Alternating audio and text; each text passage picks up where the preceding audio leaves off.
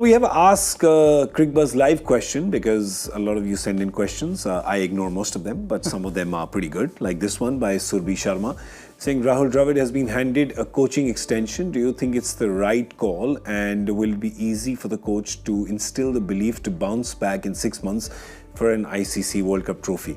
Okay, I don't even know how to... This is a very loaded question. We have to unpack a lot of things cricket-wise, psychology-wise, logistics-wise. Do you want to start unpacking it? Because there's so much. It is so much. We don't know. Obviously, when Indian team goes to South Africa, Rahul Dravid will be a coach of Indian team in this T20 format. And it is, to me, obviously a right call to just to continue with the coach who was there in making a tight team in 50-over format. I thought India couldn't have been better prepared as far as this 50-over World Cup was concerned. The process was right. They've chosen the right players to play at the right numbers.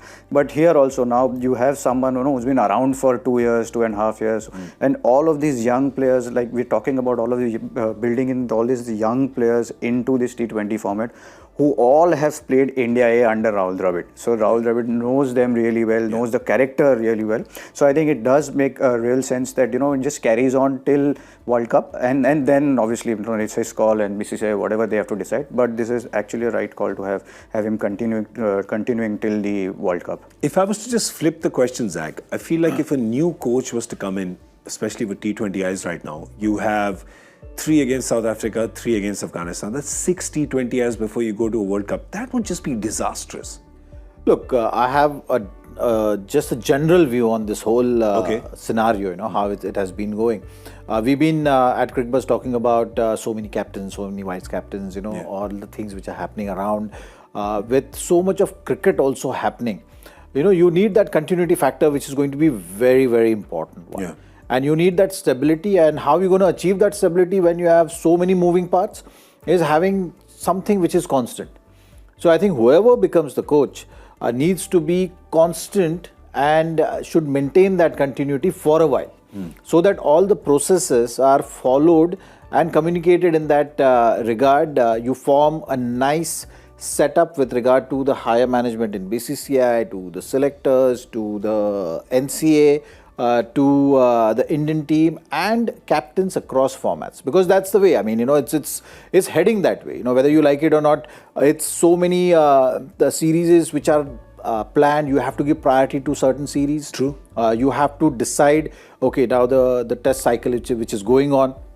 So that's why you're seeing a lot of teams are opting for their best players to play in those matches. Yeah, we see it with India also. We've seen that. Virat and Rohit not playing the white ball series. Yeah. So which means what? There is a lot of planning which is going to go in. And for that, it doesn't matter who that individual is, but that individual needs to have the full responsibility of all the formats and then planning around it, and getting everyone on the same page with regard to that, so that the system is becoming robust as we are moving ahead, maybe a year down the line, 2 years down the line, 3 years down, so that continuity is going to be very important.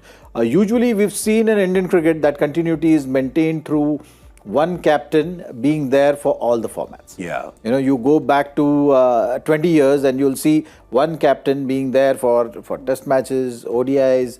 Then the T20 format was becoming bigger and bigger. Yeah. And we've seen one captain controlling that. So that continuity was naturally achieved.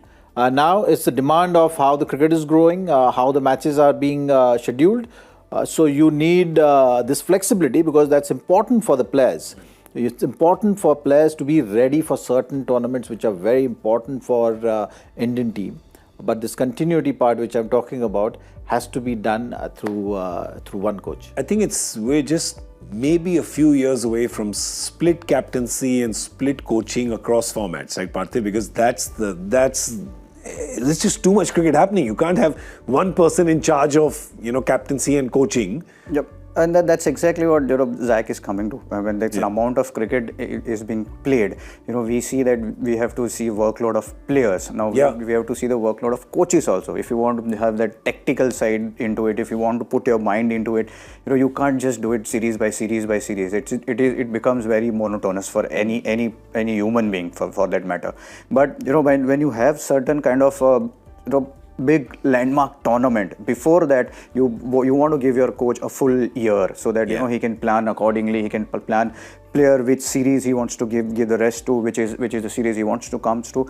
So yeah, there will definitely be split captaincy. There will definitely be split coaching. But yeah, I think for till now, I think maybe just India needs to look at the smaller things here, because if you look at India's record in bilateral series, India is absolutely unbeatable. Not just at home, even away. India's won series in South Africa, Australia, England, everywhere.